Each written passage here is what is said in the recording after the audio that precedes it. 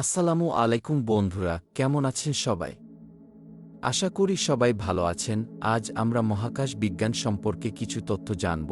তাহলে চলুন দেরি না করে ভিডিও শুরু করা যাক।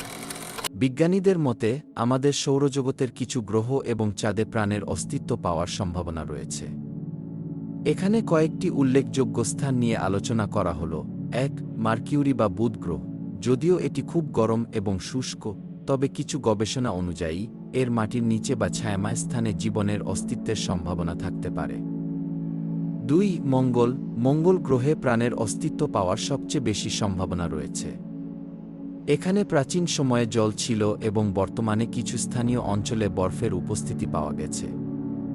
নাসা এবং অন্যান্য মহাকাশ সংস্থা মঙ্গলে জীবন অনুসন্ধানের জন্য বিভিন্ন রোভার পাঠিয়েছে। ৩.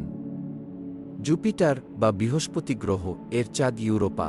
ইউরোপার তলে বিশাল একটি মহাসাগর থাকতে পারে, যা জীবনের জন্য উপযুক্ত পরিবেশ তৈরি করতে পারে।